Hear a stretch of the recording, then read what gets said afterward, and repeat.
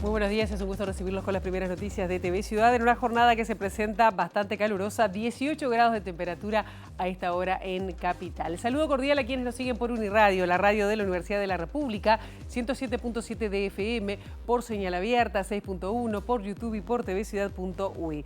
Vamos rápidamente a repasar el pronóstico del tiempo que nos proporciona el Instituto Uruguayo de Meteorología. A ver si lo vemos, bueno, con esa hermosa vista de la bahía plenamente soleada. Vemos que la máxima de hoy va a ser de 26 grados, la mínima ya la superamos. Fueron 15 esta mañana y el cielo estará soleado con alguna nubosidad sin perspectiva de lluvias. Mañana un día plenamente de sol, lo vemos ahí, bastante caluroso, 15 y 29 grados el miércoles. También sin perspectiva de lluvias y empiezan a volver las nubes el jueves 27, donde las temperaturas extremas serán entre 15 y 32 grados. Parece que ahí empieza a arrancar un poquito la amenaza de precipitaciones, aunque todavía ahí no se están viendo. Tenemos muchos temas para compartir con ustedes hasta las 9 de la mañana. Algunos de ellos tienen que ver con lo que pasó ayer en el Parlamento, concretamente en la Cámara de Diputados, donde bueno, terminó la interpelación sobre la medianoche a la ministra de Salud Pública, Cristina Lustemer, por el caso Danza. Se presentaron 4 mociones que fueron votadas al final de la sesión. Ninguna obtuvo la mayoría, o sea que no tuvo consecuencias políticas, pero bueno, vamos a estar desagregando cuáles fueron estas 4 mociones presentadas. En el caso del Frente Amplio, bueno, la oposición denunció que Danza violó el artículo 200 de la Constitución y exigió la renuncia del presidente de ACE, mientras la ministra Lustemer reclamó que bueno, se sintió acoso personal, repasó avances de la gestión como la normalización del stock de medicamentos esenciales, entre otras cuestiones que se dieron desde las 10 de la mañana hasta casi la medianoche. También vamos a estar hablando sobre este tema que también hizo referencia el presidente de la República, Yamandú Orsi, que dijo que entre las interpelaciones ya concretadas y las anunciadas antes de que finalice el año ya representan una cifra bastante mayor que las que hubo en las administraciones anteriores. Así que de esto también estuvo hablando el presidente Orsi. Ayer también hubo una propuesta que se presentó del PIT-CNT que viene trabajando ya desde hace algunos meses y presentó esta iniciativa de aplicar una sobretasa al impuesto al patrimonio al 1% más rico de la población, destinado a políticas para combatir la pobreza infantil. Detalles más adelante también. Otra información que se conoció en las últimas horas, la policía desarticuló una red de proxenetismo, una trata de personas y explotación sexual en el departamento de Montevideo, en una operación que permitió rescatar a 5 mujeres mayores de edad y también a 4 niños. Del ámbito internacional ponemos la mirada en Brasil, donde el tribunal brasileño, el Tribunal Supremo, decidió mantener la detención preventiva al expresidente Jair Bolsonaro, que había intentado romper la tobillera electrónica. Esto es ante el riesgo de una fuga posible, una posibilidad de fuga. Bueno, decidió mantener la detención preventiva de Bolsonaro. También vamos a estar hablando y desagregando, tanto en el móvil como en la entrevista central de esta edición, el tema de lo que pasó ayer en la interpelación. Bueno, Federico Preve va a estar con nosotros en la entrevista central para, bueno, comentar cuáles fueron las principales impresiones de esta larga interpelación a la ministra Lustemer sobre el caso Danza. ¿Qué enseñanzas deja, bueno, Federico Preve en un ratito nada más aquí en los estudios de TV Ciudad? Y ahora, momento de abrir la ventana hacia las calles de Montevideo para con datos del Centro de Gestión de Movilidad, ver por dónde circular, por dónde no. @IMTránsito, @MBTransporte para seguir en tiempo real cualquier cambio en la circulación. Les adelantamos algunos cortes que están programados para hoy. Boulevard España al centro, entre Pablo de María y Salterán, el corte será hasta el 3 de diciembre. Juan Rosas, entre Nueva Troya y General Flores, el corte será hasta las 13 horas por trabajos de hormigonado, y Mario Casinoni, entre Francisco Canaro y Ana Monterroso, el corte será hasta las 3 de la tarde por trabajos de hormigonado.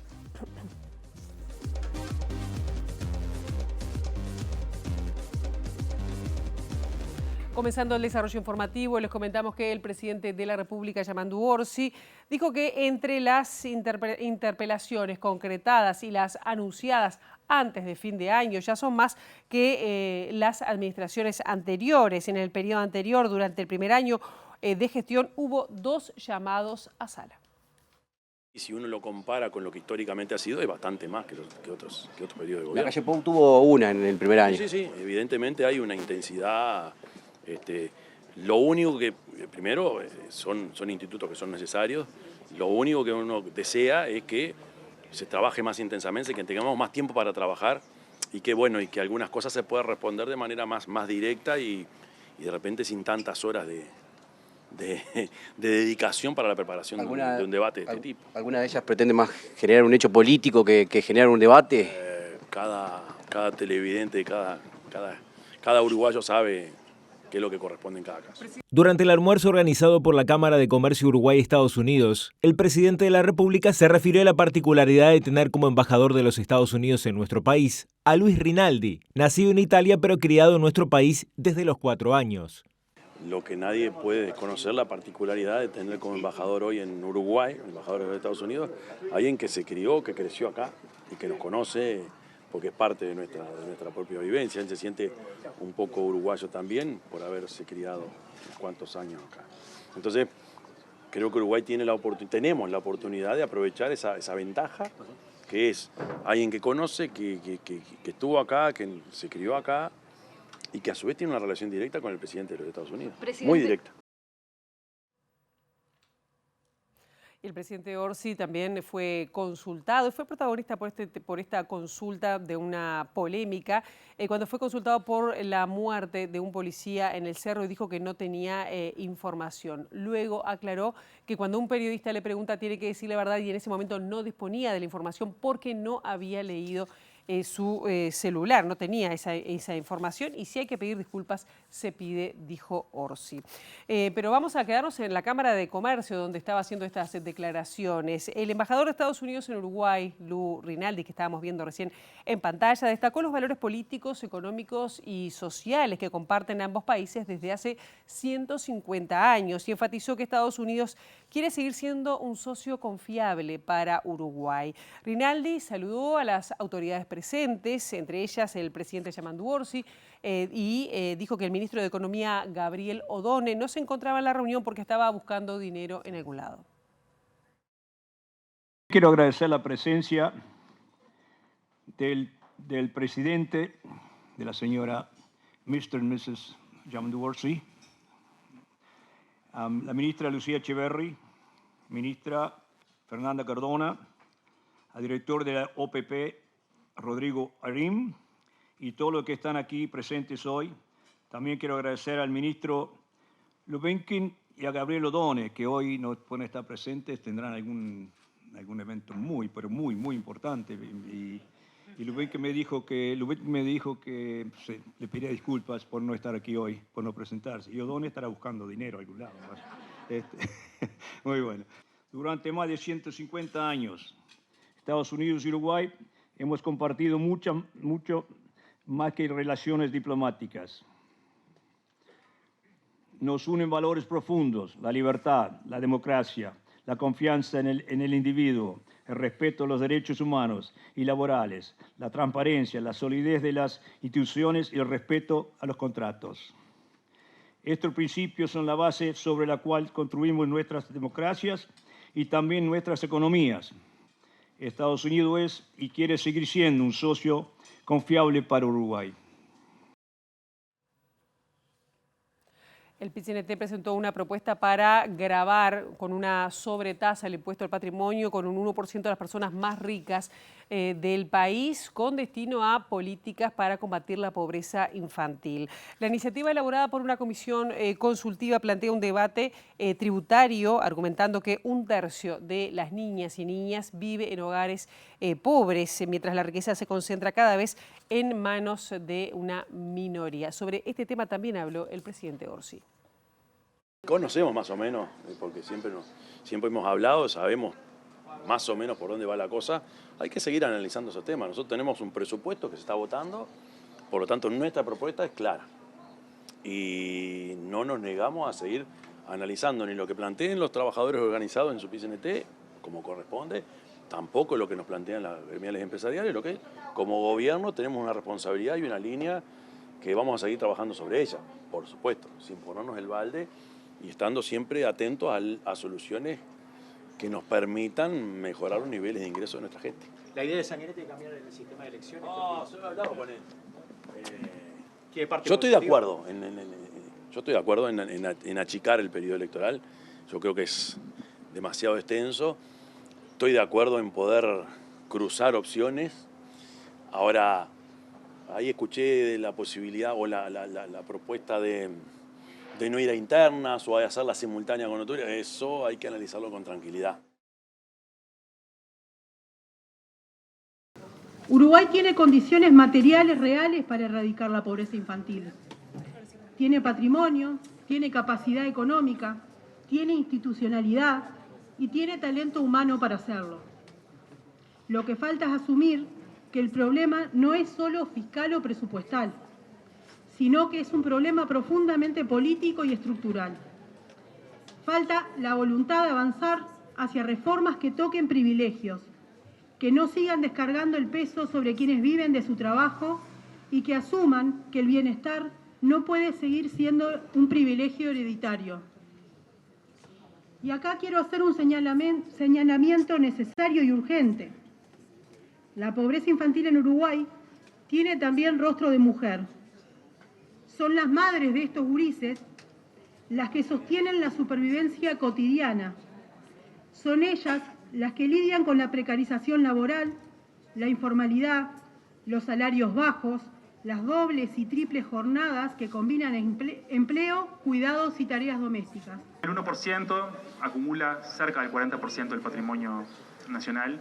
Estamos hablando de un grupo de población muy heterogéneo, ¿sí?, que tiene individuos que van aproximadamente, siempre porque es muy difícil establecer, como saben, los umbrales en estas cosas, pero aproximadamente entre 1 millón, algunas decenas, algunas centenas de millones y hasta más de 1.000 millones de dólares de patrimonio. Hay uruguayos con más de 1.000 millones de dólares de patrimonio. Esto es el 1%, es un grupo muy heterogéneo y que no tributan adecuadamente. ¿Sí? Esto lo sabemos por muchas cosas, pero en particular sabemos que cuando la desigualdad de ingresos en Uruguay cayó al mismo tiempo que la participación de los ingresos de este 1% se mantuvo incambiada, incluso creció un poco. ¿Sí? Eso se debe a muchos motivos, pero se debe en particular a que no tributan adecuadamente y se debe muy en particular a que la parte de tributación que va sobre el patrimonio es prácticamente inexistente. ¿Sí?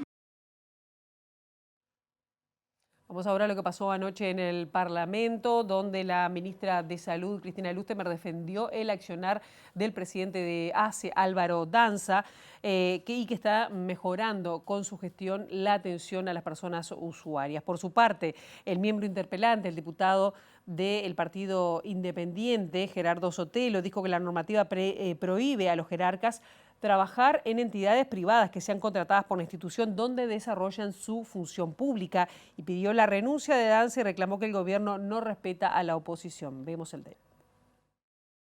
En vez de hablar y discutir hacia dónde tiene que ir la salud de las personas, qué vamos a hacer para garantizar que haya camas de CTI adecuadas para las necesidades que tienen los usuarios de ACE, qué íbamos a hacer con los 330 niños que estaban esperando para operarse de cataratas y nos enteramos con el doctor Danza por un papá que nos paró en la calle. Y ya se han operado casi todos los niños que estaban en lista de espera del año 2021 al 2024. Ha mejorado el stock de los medicamentos.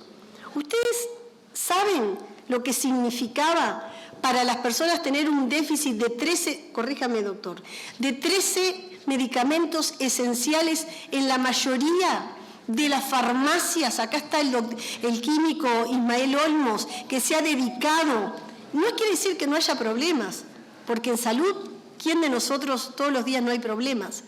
Ahora, se ha restablecido el stock crítico de medicamentos. Estamos mejorando los tiempos de espera, que cuando comenzamos nuestra función había 421.278 pacientes usuarios de ACE en lista de espera, 30.000 vinculados al área de salud mental, de lo cual ya empezó un proceso de descentralización de la atención de salud mental. ¿Que todo está resuelto? No, para nada. Pero sí estamos trabajando restableciendo muchas de las funciones que tiene ACE como un prestador más del Sistema Nacional Integrado de Salud. Y en mi función de ministra, como ente rector, nos hemos dedicado a ver que ACE esté cumpliendo sus funciones esenciales hasta ahora. La interpelación culminó con 4 mociones que no fueron aprobadas. Una presentada por el Frente Amplio que declaró satisfactorias las declaraciones de la ministra de Salud Pública, aprobada por 48 votos en 98 presentes. Otra de Identidad Soberana que reclamó la renuncia del presidente de ACE y anunció que presentará una denuncia penal.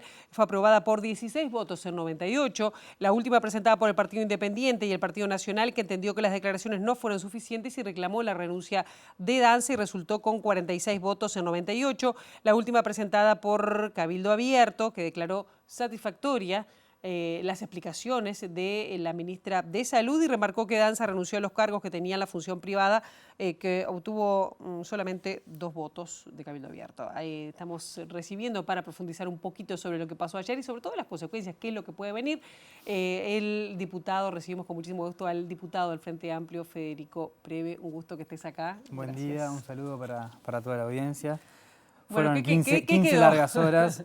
Bueno, se puede sacar alguna conclusión, alguna reflexión sobre la interpelación del día de ayer. Lo primero es que, de forma mayoritaria hubo un respaldo a la actuación de la ministra, también un respaldo a la actuación del doctor Danza, no solamente por la moción que presenta y vota Cabildo, sino los 48 votos del Frente Amplio. Pero lo más importante es evaluar un poco una interpelación que no tenía sentido, no tenía razón de ser. Si nosotros vemos el artículo 200 de la Constitución y el artículo 9 de la creación del Servicio Descentralizado de ACE, que buscan proteger en la presidencia de ACE, buscan proteger la conjunción del interés público con el interés privado, buscan de alguna forma evitar la corrupción, evitar el desvío de fondos desde la salud pública al sector privado. Y claramente eso un médico clínico que va y atiende en policlínica no colide. La interpretación que hizo el doctor Del Piazzo cuando se le solicitó, la interpretación que hace Corseñac, la interpretación de la Constitución integralmente, porque la Constitución tiene más de 300 artículos, no tiene el artículo 200 solamente.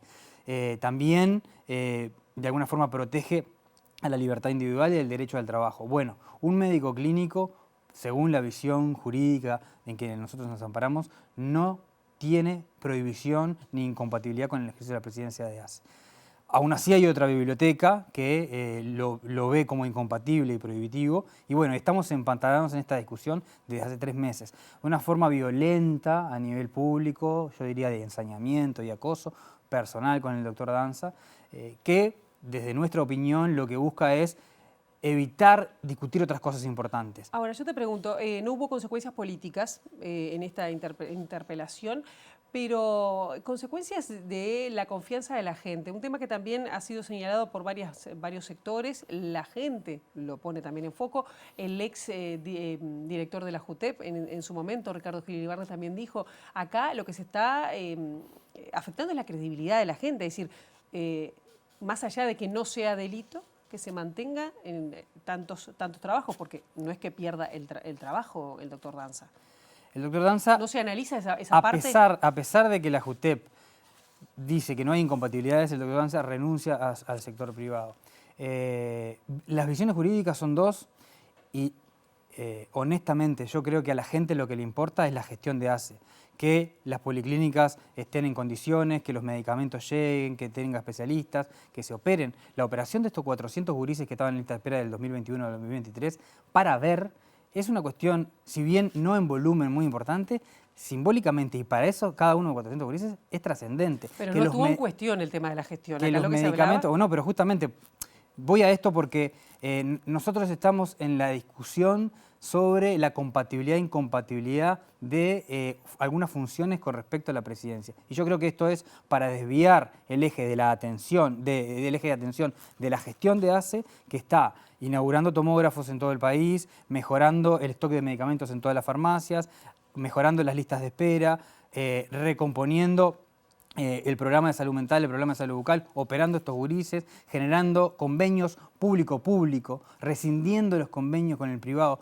Eso por un lado, eso es lo que le importa a la gente. La gestión, el 1,5 millones de uruguayos que se atienden en ACE, a lo que le importa es tener una mejor atención en ACE. Y además, la oposición está ensañada con esto también y manteniéndolo en el centro del eje público porque intenta evitar que hablemos de justamente lo que quiere proteger el 200. Ahora, ¿no sería mejor haber sido, porque en realidad el informe de la JUTEP, el jurídico, no el político, decía que había en varias, como ciertas... Hay informes jurídicos... Pero de la JUTEP, yo estoy hablando del caso de la JUTEP, decía que había... Es un informe interno. Bueno, es un informe interno, pero bueno, que da argumentos. El posicionamiento, sí, pero hay informes de todo tipo. Hay un informe del Instituto Constitucional de Derecho que tiene las dos posiciones. De ser y parecer, o si desde el principio estaba haciendo foco en ese tema, ¿no es también quedarse en esa posición y haber renunciado antes? Porque si el informe de la JUTEP, de última, el político, daba que no había incompatibilidad, se hubiera quedado en los trabajos. Son decisiones personales que creo que el doctor Danza nunca se imaginó el nivel de acoso político y ensañamiento político público. Todo esto, a mi criterio, es para evitar hablar de el desvío de dinero desde ACE al Círculo Católico. Más de entre 60 y 65 millones de dólares se cuadriplicó en el quinquenio del gobierno de la calle Pou versus el quinquenio del gobierno anterior. ¿Ya están esas auditorías terminadas? Hay una auditoría terminada, no solamente del incremento exponencial, brutal y alevoso del gasto, comparado menos de 17 millones de dólares a casi 65 millones de dólares quinquenio a quinquenio, sino que el convenio de actualización fue a propuesta del Círculo Católico, no fue a propuesta de ACE. Hay otra auditoría en curso, hay investigaciones administrativas en salud pública y en ACE, y además hay algunos pedidos de informes que estamos esperando sobre los gastos observados del Tribunal de Cuentas y el préstamo al GROW. Cuando tengamos todos esos elementos, vamos a evaluar cómo se sigue con esto, pero evidentemente hay un direccionamiento de fondos públicos a una empresa en un lugar donde hay una puerta giratoria. Porque quien fue director técnico del Círculo Católico hasta 2019, luego fue presidente de ACE y actualmente gerente asistencial. Claro. Y eso es el corazón y la esencia de lo que quiere proteger el artículo 200. Y nosotros estamos hablando de un médico clínico contra un cargo de confianza en una empresa privada que se vio beneficiada en la gestión del gobierno de la calle Pou. Bien, acá también ayer se planteó en varias oportunidades, sobre todo desde el Partido Nacional, que Danza debería devolver lo que había cobrado supuestamente de forma indebida y que no descartan una denuncia penal. 3 comentarios. El primero, si tienen elementos para hacer una denuncia penal, no tienen que amenazar, tienen que ir a la justicia. Segundo elemento, yo no recuerdo cuando se le pide la renuncia al doctor Albizu que devuelva el dinero de la Comisión Técnico Mixta de Salto Grande. No recuerdo, puede ser que le hayan pedido que devuelva el dinero. Y tercero, estamos en la misma situación. Hay 2 visiones jurídicas. Para nosotros no hay ni incompatibilidad ni prohibición y para ellos sí. Y seguir empantanados en esto, digamos, en todo caso, que sea para catedráticos de Derecho Constitucional.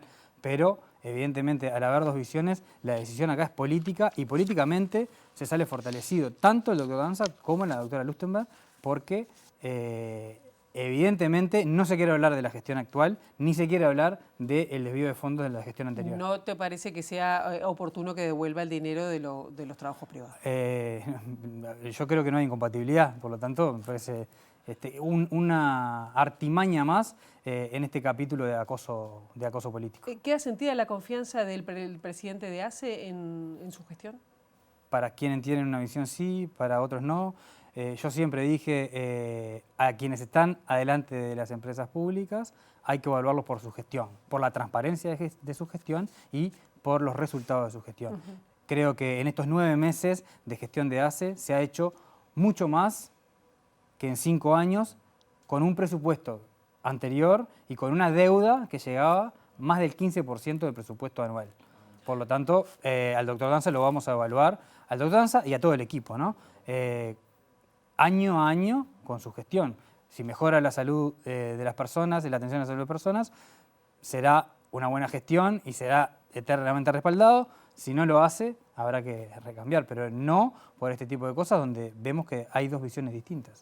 ¿Será momento de evaluar también cómo se integra un organismo como la Junta de Transparencia y Ética Pública, que hoy tiene como cierta cuotificación partidaria? Siempre son evaluables todo tipo de organismos, incluso las modificaciones de la propia Constitución o el articulado de las leyes.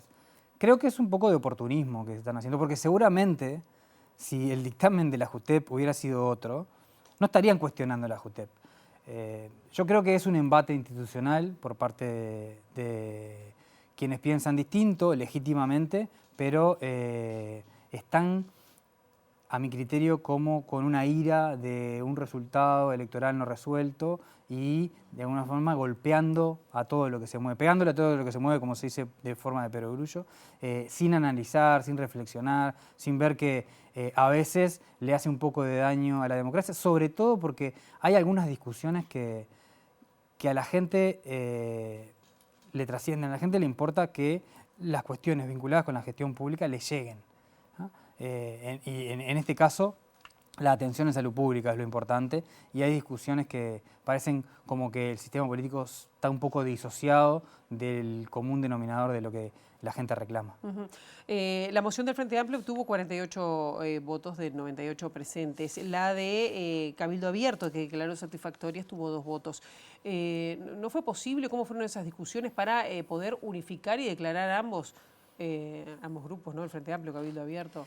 La satisfacción. Matices. Cuando hay matices, bueno, se presenta y nosotros queríamos una moción expresamente que fue la que votamos de respaldo, de análisis de la trayectoria, porque esto comienza antes de la designación. Primero se le propone al doctor Danza, el doctor Danza solicita informes jurídicos, esos informes jurídicos sustentan, digamos, que el Poder Ejecutivo presente la venia, el Senado por unanimidad y con un currículum donde está toda la información. Por lo tanto, los senadores de la oposición sabían del trabajo del doctor Danza en el sector privado, vota de forma unánime, luego bueno, está el ejercicio. Y después está la resolución de la JUTEP.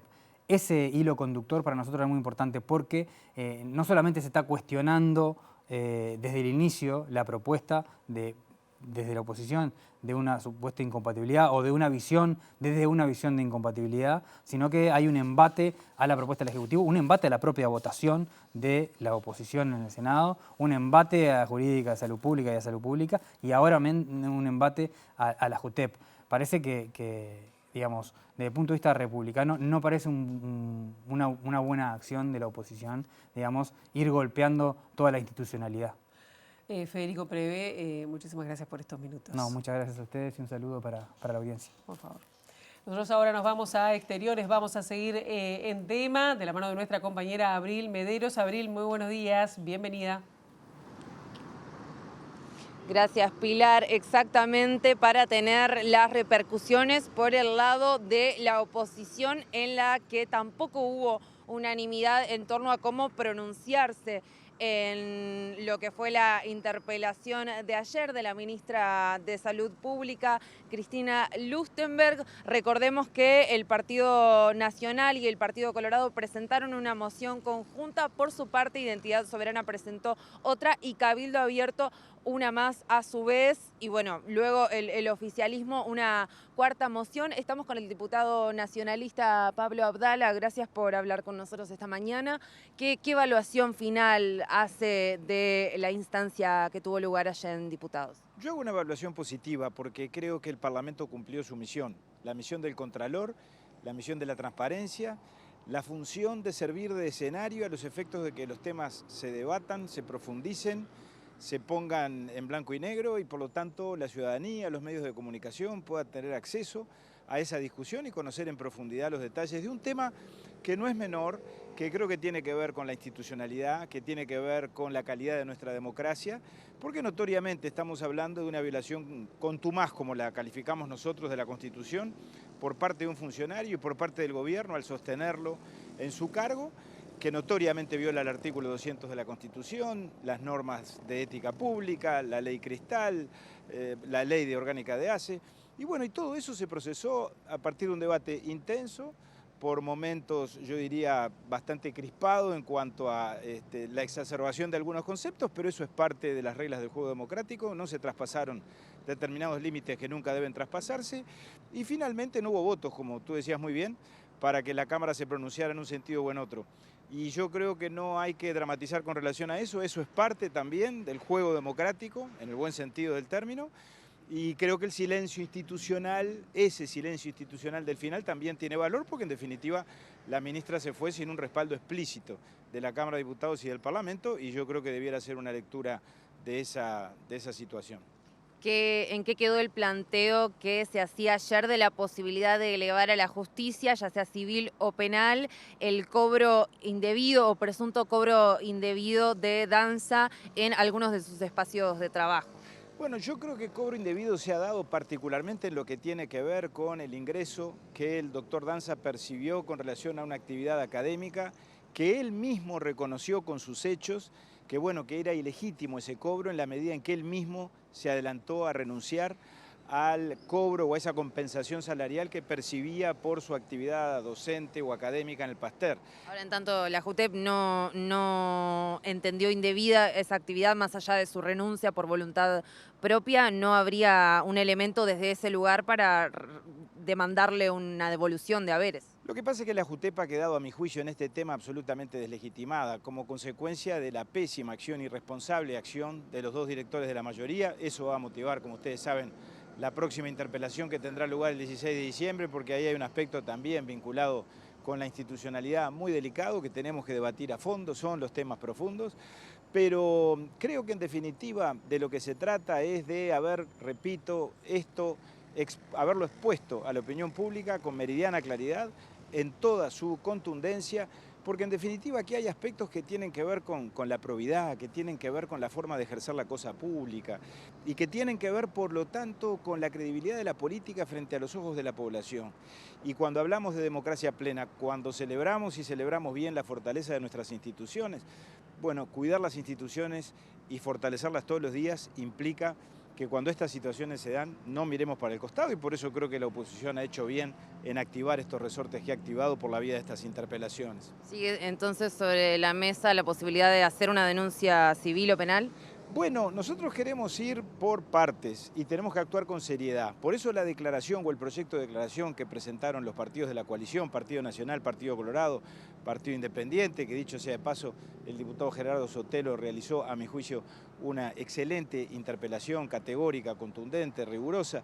Bueno, el contenido de esa declaración define muy claramente, en primer lugar, que las respuestas fueron absolutamente insatisfactorias, porque la ministra no levantó uno solo de los cargos que el miembro interpelante formuló. En segundo lugar, que estamos frente a un problema institucional, que subsiste y subsistirá mientras Danza siga en el cargo, porque no alcanza a esta altura, hay un tiempo para todo, con que haya renunciado a la actividad privada, que no sabemos si renunció, pidió licencia, ya no importa mucho. Yo creo que ya se consumó un daño y creo que se agotó la figura política de Danza de tal forma que la confianza que se perdió es irrecuperable. Y como es irrecuperable, creo que esto solo se soluciona con su alejamiento de la presidencia de ACE. Y en eso la oposición va a seguir insistiendo. Las demás derivaciones, otros coletazos que pueda haber en cuanto al resarcimiento del Estado, bueno, lo irán diciendo las circunstancias. Creo que las cosas tienen un orden y me parece que ese orden, por lo menos en la visión de los partidos que interpelamos, quedó de manifiesto en ese proyecto de declaración. Muchas gracias. A ustedes. La palabra del diputado del Partido Nacional, Pablo Abdala, tras la interpelación de la ministra de Salud Pública, Cristina Lustenberg, en torno al caso del presidente de ACE, Álvaro Danza, realizada el día de ayer. Ahora volvemos con ustedes. Muchísimas gracias. Seguimos en este segundo bloque de MBD Noticias con una información que se conoció en las últimas horas. La policía desarticuló una red de proxenetismo, trata de personas y explotación sexual en Montevideo. en una operación que permitió rescatar a 5 mujeres mayores de edad y 4 niños. La investigación comenzó en octubre de 2022 y más recientemente hubo una serie de allanamientos en los que fueron detenidas 9 personas. La justicia dispuso la formalización de investigaciones sobre 6 personas a quienes se atribuye delitos continuados de proxenetismo y suministro de sustancias estupefacientes prohibidas. Se trata de una pareja propietaria de los locales nocturnos y 4 mujeres que los regenteaban. El trabajo fue liderado por Interpol y la Dirección de Investigaciones de la Policía en la denominada Operación India. De acuerdo a lo que informó la Fiscalía, hay unas 50 víctimas identificadas. Según informó la policía, durante la investigación se identificaron múltiples indicadores de trata y explotación sexual, como la privación de libertad, retención de celulares, control económico, amenazas, multas abusivas, coacción, maltrato, alojamiento condicionado al trabajo sexual y suministro de estupefacientes. Cada año la Intendencia de Montevideo recibe más de 5.000 consultas de mujeres víctimas de violencia de género o de organizaciones que trabajan en el tema. El 96% de estas consultas corresponden a violencia psicológica, le sigue la violencia física y la económica, que alcanza el 40% de los casos.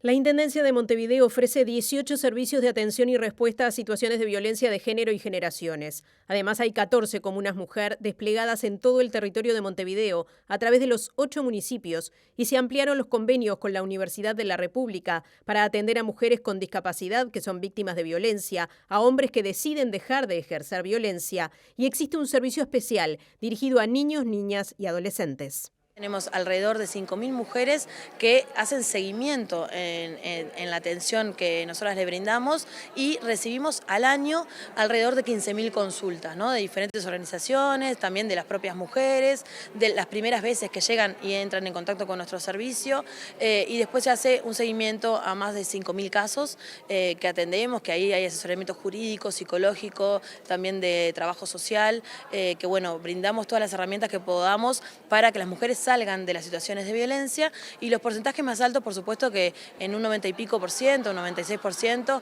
es la violencia psicológica, la que manifiestan las mujeres, que es la que le ejerce el agresor.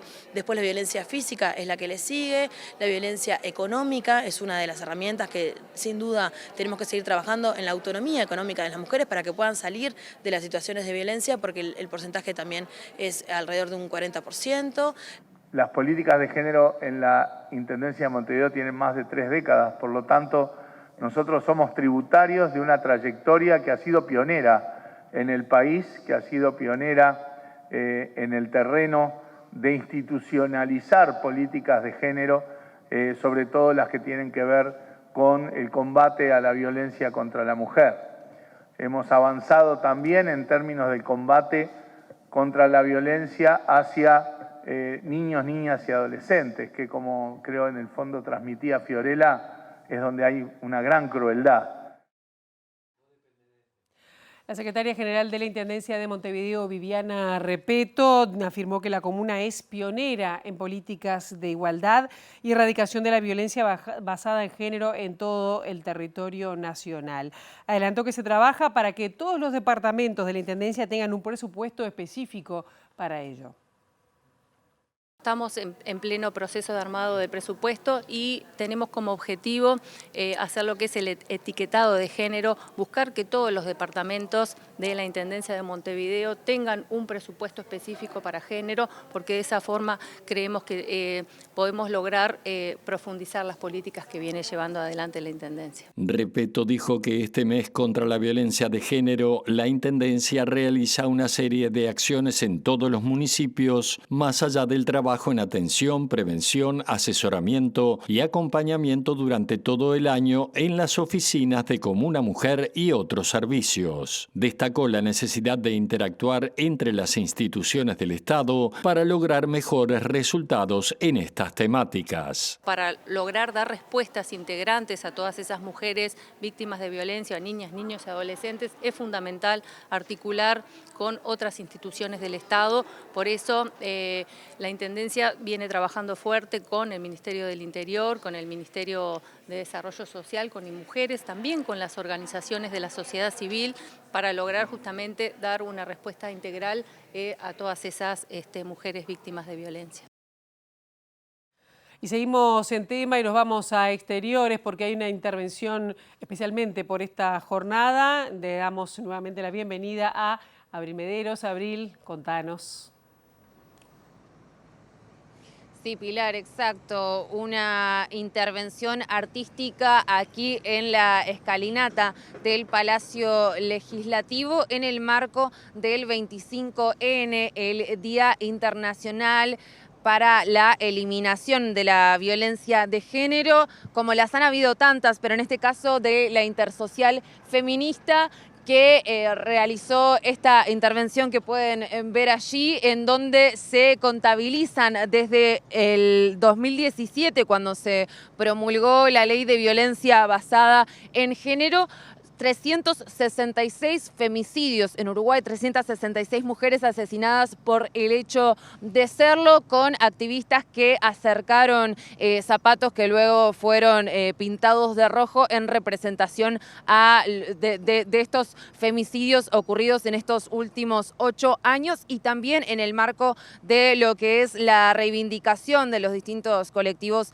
feministas con respecto a la falta de presupuesto para justamente esa ley y para InMujeres, así como de los distintos organismos del Estado que se encargan desde sus distintos órdenes de la protección y la prevención de este tipo de delito, que se compartían también las últimas cifras este viernes. El Ministerio del Interior contabiliza en los primeros meses del año 16 femicidios hasta octubre de 2025 y otras 12 tentativas de homicidio a mujeres por el hecho de serlo, y también incorporando el indicador de la violencia vicaria, que es uno de los ejes del 25N de este año, la violencia hacia los niños, niñas y adolescentes, con el fin de hacer daño a su progenitora, también un tipo de violencia de género. Y recordamos en este marco también que está prevista una marcha, como todos los años, convocada por los distintos colectivos feministas, la Coordinadora de Feminismos,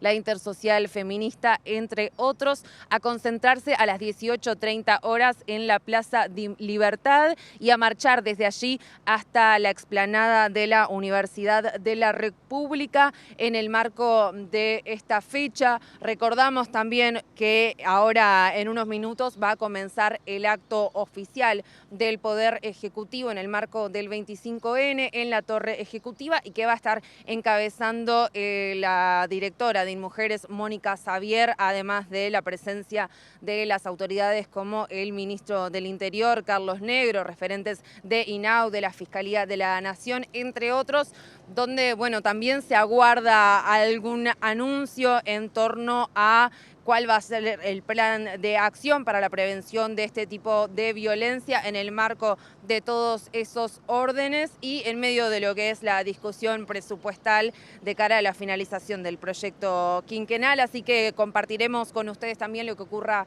en esa instancia. Ahora volvemos a estudio. Muchísimas gracias, Abril. Y de alguna manera nos quedamos en el Parlamento porque allí se realizó el lanzamiento de una nueva iniciativa, Fundación Cosechando Esperanzas, dirigida o promocionada por el ex sindicalista Richard Reed. Una actividad que contó con la presencia del presidente de la República, Yamandu Orsi, y el expresidente Luis Lacalle Pou. La iniciativa apunta a generar oportunidades de inserción y desarrollo de actividades laborales para 80 adolescentes que están en el marco del INISA. Cosechando Esperanza es un proyecto que, por suerte, ustedes vieron, tiene muchos padrinos y madrinas, que apuesta a dar una oportunidad que esos gurises que están privados de libertad, donde al salir rompan los espejos retrovisores y solo miren para adelante, tratando de conseguirles ubicación laboral, pero que ellos tienen que continuar sus estudios. El que no terminó primaria lo tiene que terminar, primer ciclo, y el bachillerato. Tienen que devolverle a la sociedad lo que la sociedad está haciendo por ellos. Y es una forma de construcción de sociedad. Hay que dar oportunidades a esos gurises que realmente quieren salir del delito, porque si no quedan en la esquina, y en la esquina es pasto de la delincuencia. Yo agradezco a los que han venido, agradezco a esas madrinas y padrinos, que realmente es sorprendente la pluralidad de apoyos empresariales, sindicales, políticos. Quiere decir una sola cosa, que el que convoca es la causa, y es una causa noble, y es una causa que construye sociedad. ¿Cuáles son las características del proyecto concretamente? ¿A cuántos adolescentes se buscaría alcanzar? Va a atender a 80 gurises que los elige y los selecciona el INISA. Tienen que tener base de disciplina, ganas, voluntad y querer mirar para adelante. Lo vamos a trabajar en la propia colonia, en el local de la Federación de la Bebida, y también con disposición y permiso de las autoridades y el juzgado en las empresas.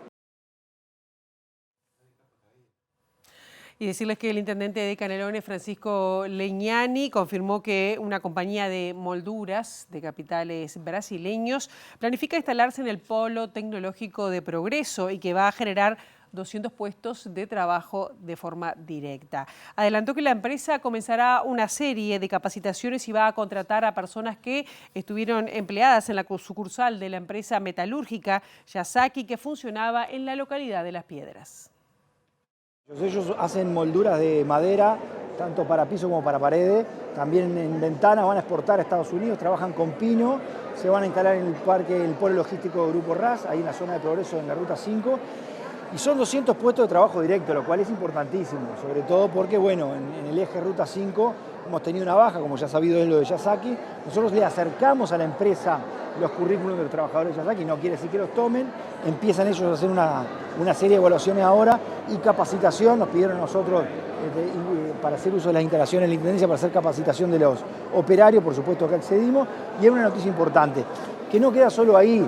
Nosotros estamos trabajando con varias empresas, por ahora en el papel, en la medida que se vayan concretando lo vamos a ir anunciando, pero a través de la Agencia de Promoción de la Inversión, donde en el eje de Ruta 5 se viene desarrollando muchísimo todo lo que tiene que ver con lo industrial y lo logístico. Pensemos que el puerto está a 20 minutos, tenemos un tren, vía nueva, vamos a empezar a trabajar con el tren de pasajeros, esto es el Canelones de futuro. Tenemos idea de que otros parques logísticos industriales se instalen en el eje de la Ruta 5, pensemos lo que fue el eje de la 101 que se nos viene quedando sin espacio, y en ese sentido nosotros pensamos duplicar el servicio de la Agencia de Promoción de la Inversión, que en un quinquenio captó 5.481 millones de dólares de inversión privada. Cuando el ministro de Economía dice que Uruguay necesita 16.000 millones de dólares para crecer, nosotros lo que planteamos es que Canelones tiene muchísima potencialidad para aportar a ese crecimiento si miramos los guarismos de inversión que hemos captado en un quinquenio. Y ahí tenemos inversión inmobiliaria, inversión comercial, inversión industrial e inversión logística. Esto que está ocurriendo en el eje de Ruta 5 pasa mucho por lo logístico y esperemos seguirlo fomentando. Por eso es que vamos a duplicar el servicio de la Agencia de Promoción de la Inversión.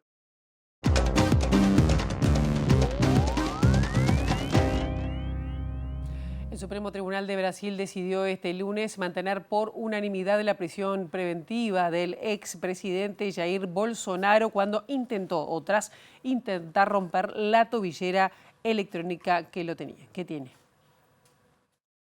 Los magistrados Flavio Gino, Cristiano Sanín y Carmen Lucía decidieron votar a favor de mantener la medida que fue decretada por el juez Alexandre G. Moraes, luego que decidiera cambiar su arresto domiciliario a esta condición, después de que el expresidente intentara manipular y romper su brazalete electrónico de monitoreo en el tobillo, lo que fue advertido como un alto riesgo de fuga.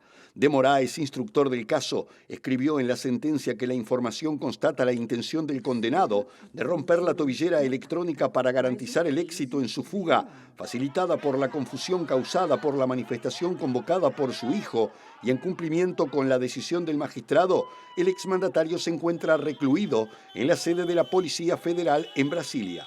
Según admitió el propio Bolsonaro a una funcionaria penitenciaria, aplicó un soldador caliente a la pulsera electrónica que rastrea su paradero por curiosidad para ver qué pasaba, y durante su audiencia de custodia el domingo declaró que el uso de medicamentos le provocó cierta paranoia entre el viernes y sábado que lo llevó a intentar dañar su tobillera electrónica. En septiembre, el expresidente brasileño fue condenado a 27 años y 3 meses de prisión en el juicio por la intentona golpista en contra del actual mandatario Lula da Silva, que el 8 de enero del 2023 derivó en la invasión por simpatizantes bolsonaristas al Congreso, la Corte Suprema y el Palacio Presidencial.